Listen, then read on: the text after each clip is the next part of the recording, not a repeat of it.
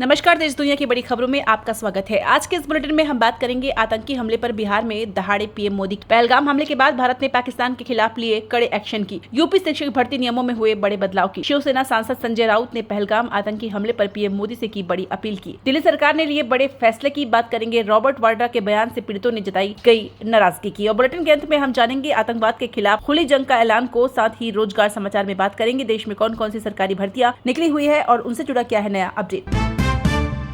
आतंक के आकाओं की कमर तोड़ने का वक्त आ गया। पहलगाम अटैक के बाद पीएम मोदी ने दिया पहला भाषण। पहलगाम अटैक के बाद बिहार के मधुबनी पहुंचे पीएम मोदी ने कहा, पहलगाम के दोषियों को मिट्टी में मिलाने का समय आ गया है। आतंकियों को कल्पना से भी बड़ी सजा मिलकर रहेगी। आतंकी हमले में किसी ने अपना बेटा खोया, किसी ने भाई, किसी ने अपना जीवन साथी खोया। इनमें से कोई बांग्ला बोलता था, कोई कन्नड़, कोई गुजराती था, कोई बिहार का लाल था। आज सभी की मृत्यु पर कारगिल से कन्याकुमारी तक हमारा आक्रोश एक जैसा है। पहलगाम आतंकी हमले पर पीएम मोदी ने दुनिया को मैसेज देने के लिए मंच से अंग्रेजी में कहा, हम उन्हें धरती के अंतिम छोर तक खदेड़ेंगे। आतंकवाद से भारत की आत्मा कभी नहीं टूटेगी। आतंकवाद को सजा मिलेगी। न्याय सुनिश्चित करने के लिए हर संभव प्रयास किया जाएगा। पूरा देश इस संकल्प में एक है। मानवता में विश्वास रखने वाला हर व्यक्ति हमारे साथ है। मैं विभिन्न देशों के लोगों और उनके नेताओं को धन्यवाद देता हूं जो हमारे साथ खड़े हैं। भारत का पाकिस्तान को करारा जवाब। विदेश मंत्रालय ने आतंकी हमले के बाद लिए 5 बड़े फैसले। जम्मू कश्मीर के पहलगाम में हुए आतंकी हमले में 26 लोग की मौत के बाद भारत सरकार ने कड़ा एक्शन लिया है। पीएम मोदी के आवास पर हुई सीसीएस की बैठक के बाद भारत ने पाकिस्तान के साथ सिंधु जल संधि को रद्द कर दिया है। इसके साथ ही पाकिस्तान के नागरिकों को दिए जाने वाले वीजा भी रद्द कर दिए गए हैं। साथ ही भारत में पाकिस्तानी दूतावास को बंद करने और पाकिस्तानी राजनयिकों को 48 घंटे के भीतर भारत छोड़ने का निर्देश दिया गया है। पीएम आवास पर सीसीएस बैठक में गृह मंत्री अमित शाह, रक्षा मंत्री राजनाथ सिंह और एनएसए अजीत डोभाल की उपस्थिति में फैसला लिया गया कि सारे पाकिस्तानियों का वीजा रद्द किया जाएगा। गौरतलब है कि हमले में पाकिस्तान का हाथ होने के संकेत है। लश्कर ए तैयबा के संगठन टीआरएफ ने हमले की जिम्मेदारी ली है। विदेश मंत्रालय ने मीटिंग के बाद प्रेस कॉन्फ्रेंस कर कहा कि अटारी वाघा बॉर्डर पर चेक पोस्ट को भी बंद कर दिया गया है। पाकिस्तानियों के भारत आने पर रोक लगा दी गई है। इसरो अंतरिक्ष से करेगा भारत की निगरानी। 3 साल में 150 सैटेलाइट लॉन्च किए जाएंगे। अभी 55 सैटेलाइट बॉर्डर सर्विलांस में। इसरो अंतरिक्ष से देश की निगरानी को बढ़ाएगा। इसरो चेयरमैन वी नारायणन ने कहा कि भारत अगले 3 सालों में बॉर्डर एरिया सर्विलांस बढ़ाने के मकसद से करीब 150 और सैटेलाइट लॉन्च करेगा। चेन्नई में एक कार्यक्रम को संबोधित करते हुए नारायणन ने कहा कि अभी भारत के पास 55 सैटेलाइट है जो करीब 7,500 किलोमीटर लंबे बॉर्डर एरिया की निगरानी कर रहे हैं। ऐसे में हमें और सैटेलाइट की जरूरत है। दरअसल नारायणन ने कश्मीर के पहलगाम में हुए आतंकवादी हमले के मद्देनजर इसरो क्या कदम उठा सकता है, ये सवाल के जवाब में ये बातें कही। केंद्र सरकार की तरफ से पिछले महीने ही चंद्रयान 5 मिशन के लिए मंजूरी मिली है। इसमें जापान सहयोगी होगा। चंद्रयान 3 मिशन के लिए 25 किलोग्राम का रोवर प्रज्ञान ले जाया गया था, जबकि चंद्रयान 5 मिशन चंद्रमा की सतह पर अध्ययन करने के लिए 250 किलोग्राम वजनी रोवर ले जाएगा। शिवसेना सांसद संजय राउत ने पहलगाम आतंकी हमले को लेकर पीएम मोदी से की बड़ी अपील। कहा, चाहे सत्ताधारी पक्ष हो या विपक्ष हो, हम सब एक साथ। शिवसेना यूबीटी सांसद संजय राउत ने जम्मू कश्मीर के पहलगाम में हुए आतंकी हमले को लेकर बड़ा बयान दिया है। उन्होंने कहा है कि संकट की घड़ी है। यह हमला सिर्फ कश्मीर में नहीं हुआ। जो पर्यटक वहां गए थे, सिर्फ उन पर हमला नहीं हुआ, यह देश पर हमला हुआ है। महाराष्ट्र, उत्तर प्रदेश और हरियाणा सहित पूरे देश के पर्यटक वहां गए थे। यह देश और सरकार पर हमला है। संजय राउत ने आगे कहा, संकट की घड़ी में हम सब एक है। चाहे सत्ताधारी पक्ष हो या विपक्ष हो, हम सब एक साथ मिलकर बैठकर फैसले करेंगे और हमारी यह भूमिका है कि संकट की घड़ी पर सरकार जो फैसला लेगी उनके साथ हम सब हैं। संसद का सत्र बुलाकर कश्मीर पर चर्चा होनी चाहिए। सरकार को घुसकर मारना चाहिए। सांप को पानी पिलाने वाले सिंधु जल संधि को लेकर नेहरू पर फूटा निशिकांत दुबे का गुस्सा। पहलगाम हमले के बाद भारत सरकार ने एक्शन लेते हुए सिंधु जल संधि को रद्द कर दिया है। इस एक फैसले के बड़े मायने हैं। पाकिस्तान के लिए तगड़ा झटका है। इस बीच बीजेपी सांसद निशिकांत दुबे ने इस संधि को लेकर पूर्व पीएम जवाहरलाल नेहरू को निशाने पर लिया है। उन्होंने मोदी सरकार की भी जमकर तारीफ की है। 56 इंच वाले सीने का जिक्र किया है। निशिकांत दुबे ने एक्स प्लेटफॉर्म पर लिखा कि सांप को पानी पिलाने वाले समझौते के नायक नेहरू जी, जिन्होंने 1960 में नोबेल पुरस्कार प्राप्त करने के चक्कर में सिंधु, रावी, व्यास, चिनाब, सतलुज का हमारा पानी ने पिलाकर हिंदुस्तानी का खून बहाया। आज मोदी जी दाना पानी बंद कर दिए। बिना पानी के पाकिस्तानी मरेंगे। यह है 56 इंच का सीना। हुक्का पानी, दाना पानी बंद। हम सनातनी भाजपा के कार्यकर्ता हैं। तड़पा तड़पा के मारेंगे। दिल्ली में 1 जुलाई से 10-15 साल पुरानी गाड़ियों को नहीं मिलेगा ईंधन, राजधानी में बैन होगी एंट्री। आगामी सर्दियों के मौसम में दिल्ली में प्रदूषण की स्थिति खराब नहीं हो, इससे निपटने के लिए अभी से तैयारियां शुरू कर दी गई है। वायु गुणवत्ता प्रबंधन आयोग की तरफ से 2 अलग-अलग आदेश जारी किए गए हैं, जिसके दिल्ली में 1 जुलाई से 15 साल से पुरानी पेट्रोल गाड़ियों और 10 साल से पुरानी डीजल गाड़ियों ईंधन नहीं देने के आदेश दिए हैं। साथ ही अन्य आदेश के सभी तरह के परिवहन वाणिज्यिक माल वाहनों का 1 नवंबर 2025 से दिल्ली में प्रवेश प्रतिबंधित कर दिया गया है। इसके साथ ही एक अन्य आदेश और भी जारी किया गया है, जिसमें BS3 और BS4 वाली डीजल संचालित गाड़ियों के दिल्ली प्रवेश वर्जित रहेगा। प्रतिबंधित वाहनों में खासकर LIV, MGV और HV सभी वाहनों का प्रवेश दिल्ली में सख्त रूप से प्रतिबंधित रहेगा। हालांकि दिल्ली में पंजीकृत वाहनों जैसे गैर ILS VL अनुपालन परिवहन वाणिज्यिक मालवाहक जो आवश्यक वस्तुओं को लाने ले जाने और आवश्यक सेवाएं प्रदान करने का काम करते हैं, उनको दिल्ली में प्रवेश करने की अनुमति दी जाएगी। इन सभी को भी केवल 31 अक्टूबर 2026 तक सीमित अवधि के लिए अनुमति दी जाएगी। इसके बाद ऐसी वस्तुओं सेवाओं को केवल CNG, LNG, BV, USVI diesel वाहनों के माध्यम से ही पूरा किया जाना होगा।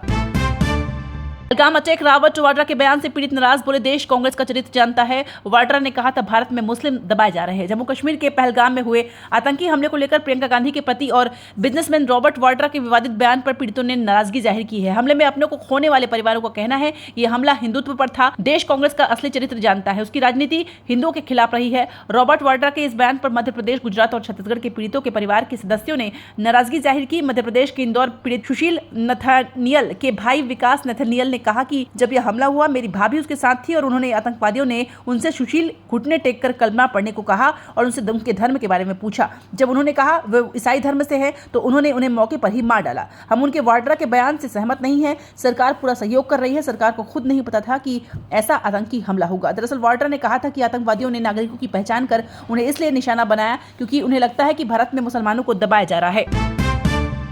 यूपी शुभम की पत्नी योगी से बोली कड़ा बदला चाहिए। सीएम योगी बोले यह हमला आतंकवाद के ताबूत पर आखिरी कील होगा। पहलगाम आतंकी हमले में मारे गए कानपुर के शुभम द्विवेदी का राजकीय सम्मान के साथ अंतिम संस्कार किया गया। चाचा नरेंद्र ने मुखाग्नि दी, पिता बगल में खड़े होकर रोते रहे। इससे पहले सीएम योगी ने शुभम को श्रद्धांजलि दी और घर वालों से बातचीत कर उन्हें ढांढस बंधाया। इस दौरान शुभम की पत्नी ने मुख्यमंत्री से कहा आतंकियों ने मेरे सामने ही मेरे पति को गोली मारी, योगी जी हमें कड़ा बदला चाहिए, आप इसका बदला लो। ये कहते हुए वह रोने लगी। सीएम ने कहा यह हमला आतंकवाद के ताबूत पर आखिरी कील होगा। आतंकवादियों और के अकाओं को उसकी सजा जरूर मिलेगी। जो लोग साजिश में शामिल हैं उन्हें बख्शा नहीं जाएगा। अब इस घटना के जो परिणाम आएंगे वो देश देखेगा। पीएम मोदी के फैसलों से पाकिस्तान स्टॉक मार्केट में मची हाहाकार। KSE 100 इंडेक्स में 2% से ज्यादा की आई गिरावट। पाकिस्तान समर्थित आतंकियों के इस हमले के बाद भारत सरकार ने कई बड़े ऐलान किए, जिसके बाद पाकिस्तानी शेयर बाजार खुलते ही धड़ाम हो गया। शुरुआती कारोबार में पाकिस्तान स्टॉक एक्सचेंज PSX में भारी गिरावट दर्ज की गई। पाकिस्तान का KSE 100 इंडेक्स आज शुरुआती कारोबार में 2.12% की गिरावट के साथ नीचे अंकों पर आ गया। पाकिस्तान शेयर बाजार निवेशकों पर पहलगाम में हुए आतंकी हमले के बाद भारत और पाकिस्तान के बीच बढ़ते भू राजनीतिक तनाव का सीधा असर देखने को मिल रहा है। बाजार खुलते ही निवेशकों ने अंधाधुंध बिकवाली शुरू कर दी है, जिससे बाजार में हाहाकार मच गया। बताते चले कि कश्मीर में आतंकी हमले के बाद भारत के विदेश मंत्रालय ने पाकिस्तान के खिलाफ कई सख्त फैसलों की घोषणा की, जिसमें सिंधु जल संधि को निलंबित करना, वाघा अटारी बॉर्डर को बंद करना, पाकिस्तान नागरिकों के लिए सार्क के तहत वीजा छूट रद्द करना शामिल है। बताते चले कि सिंधु नदी का पानी पाकिस्तान की अर्थव्यवस्था के लिए काफी अहम है और पड़ोसी देश काफी हद तक इसी पानी पर निर्भर है। भारत ने पाकिस्तानी नागरिकों की वीजा सर्विस सस्पेंड की। पाकिस्तान ने भारत से सभी द्विपक्षीय समझौते किए रद्द। केंद्र सरकार ने पहलगाम आतंकी हमले के मद्देनजर पाकिस्तानी नागरिकों के लिए वीजा सेवाओं को तत्काल प्रभाव से सस्पेंड कर दिया। विदेश मंत्रालय ने कहा कि सभी पाकिस्तानी नागरिकों को भारत छोड़ना होगा, क्योंकि 27 अप्रैल से उनके वीजा रद्द कर दिए गए हैं। जिन्हें मेडिकल वीजा मिला है उन्हें 29 अप्रैल 2025 तक भारत छोड़ना होगा। विदेश मंत्रालय ने भारतीयों को पाकिस्तान की यात्रा न करने की भी सलाह दी है। मीडिया रिपोर्ट्स में दावा किया गया है कि पाकिस्तान ने शिमला समझौते समेत भारत के सभी द्विपक्षीय समझौतों को रद्द कर दिया है। इससे पहले भारत ने INS सूरत युद्धपोत से मिसाइल की टेस्टिंग की है। टेस्टिंग सफल रही। सतह से समुद्र पर हमला करने का सफल परीक्षण किया गया। इससे पहले भारत की जवाबी कार्रवाई के डर से पाकिस्तान ने आज कराची तट से दूर अपने विशेष आर्थिक क्षेत्र EEZ के भीतर सतह से सतह पर मार करने वाली मिसाइल का परीक्षण करने के लिए नोटिफिकेशन जारी किया था। दिल्ली सरकार के सामने बड़ी टेंशन। 10 साल में पूरा नहीं हुआ लक्ष्य। सौर ऊर्जा को लेकर अब 2027 तक बनाया प्लान। राजधानी दिल्ली अपनी बिजली आवश्यकता के लिए दूसरे राज्यों पर निर्भर है। लगभग 85% बिजली अन्य राज्यों से मिलती है। यहाँ बिजली की मांग लगातार बढ़ रही है। पिछले वर्ष अधिकतम मांग 8,600 मेगावाट से ऊपर पहुंच गई थी। इस वर्ष वह 9,000 मेगावाट से ऊपरी पहुंच सकती है। ये बढ़ रही मांग को पूरा करने में सौर ऊर्जा की महत्वपूर्ण भूमिका हो सकती है, लेकिन इस दिशा में बहुत कम प्रगति हुई है। पिछले 10 वर्षों में 2,000 मेगावाट और ऊर्जा उत्पादन का लक्ष्य निर्धारित किया गया था, जिसका मात्र 16% ही प्राप्त किया किया जा सका है। अब सरकार ने 2027 तक कुल बिजली खपत का 20% सौर ऊर्जा से प्राप्त करने का नया लक्ष्य रखा है। बताया गया कि अगस्त 2015 में मात्र 7 मेगावाट सौर ऊर्जा प्राप्त होती थी। तत्कालीन आम आदमी पार्टी की सरकार ने इसे बढ़ावा देने के लिए सौर ऊर्जा नीति 2016 तैयार की थी, जिसके अंतर्गत वर्ष 2025 तक 2000 मेगावाट क्षमता के सोलर पैनल लगाने का लक्ष्य तय किया गया था, लेकिन इसे पूरा करने के लिए जमीन पर काम नहीं हुआ। यूपी में शिक्षक भर्ती नियमों में हुआ बड़ा बदलाव, सरकार ने खत्म किए 104 वर्ष पुराने नियम। उत्तर प्रदेश सरकार ने प्रदेश के एडेड कॉलेजों की भर्ती प्रक्रिया में आज बड़ा बदलाव कर दिया है। जानकारी दें कि प्रदेश की सहायता प्राप्त हाई स्कूल और इंटर कॉलेजों में शिक्षक भर्ती के नियम 104 साल बाद बदले गए हैं। इसके मुताबिक 4512 उच्चतर माध्यमिक विद्यालयों में नियुक्ति के लिए अब सरकारी विद्यालयों जैसी न्यूनतम शैक्षणिक योग्यता अनिवार्य कर दी गई है। यूपी बोर्ड ने शासन को एक प्रस्ताव भेजा था, जिसको अब मंजूरी दे दी गई है। बोर्ड नियमों को अगली भर्ती से लागू करने पर विचार कर रहा है। यूपी बोर्ड के सचिव भगवती सिंह ने एक नोटिस जारी कर सूचना दी कि राज्य के अशासकीय मान्यता सहायता प्राप्त संस्थाओं के टीचरों की नियुक्ति व पदोन्नति के लिए इंटरमीडिएट शिक्षा अधिनियम 1921 के अध्याय 2 में विनियम 1 के परिशिष्ट क में दिए गए न्यूनतम अर्हताओं को बदलकर उसकी जगह अनुदानित हाई स्कूल असिस्टेंट टीचर की शैक्षणिक योग्यताओं को और अनुदानित इंटरमीडिएट लेक्चर की शैक्षिक योग्यताओं को राजकीय स्कूलों के टीचरों के लिए निर्धारित शैक्षिक अर्हता के बराबर निर्धारित कर दिया है।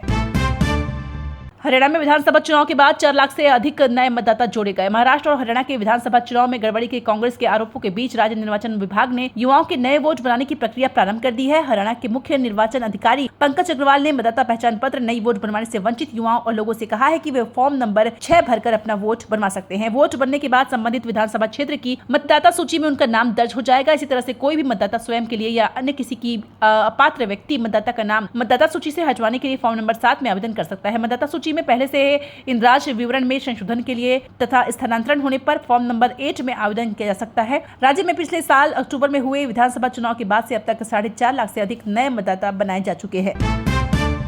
सोने की कीमत में आई भारी गिरावट, वहीं चांदी के भाव में आया 1000 रुपए का उछाल। सोने चांदी के दामों में लगातार उतार चढ़ाव देखने को मिल रहा है। इस बीच एक बार फिर सोने की गिरावट व चांदी में तेजी देखने को मिल रही है। India Boolean and jewellers association के अनुसार 10 ग्राम 24 कैरेट सोने का दाम 10 रुपए कम होकर 96,075 रुपए पर आ गया है। इससे पहले 10 ग्राम सोने की कीमत 96,085 पर थी। वहीं 1 किलो चांदी की कीमत 1003 बढ़कर 97,616 प्रति किलो पर हो गई है। इससे पहले चांदी का भाव 96,613 प्रति किलो था। हमें उम्मीद है कि ये बुलेटिन आपको पसंद आया होगा। आपकी राय हमारे लिए कीमती है, तो कमेंट में जरूर बताएं कि कौन सी खबर ने आपको सबसे ज्यादा प्रभावित किया है। ऐसे ही धमाकेदार अपडेट्स के लिए हमारे चैनल को सब्सक्राइब करें और बेल आइकॉन को जरूर दबाएं, ताकि हर नई वीडियो का नोटिफिकेशन आपको तुरंत मिले। अगली बुलेटिन तक के लिए खुद का ख्याल रखें और अपने दोस्तों के साथ इस वीडियो को शेयर करना ना भूलें। मिलते हैं जल्द ही, तब तक के लिए ढेर सारी शुभकामनाओं के साथ। धन्यवाद।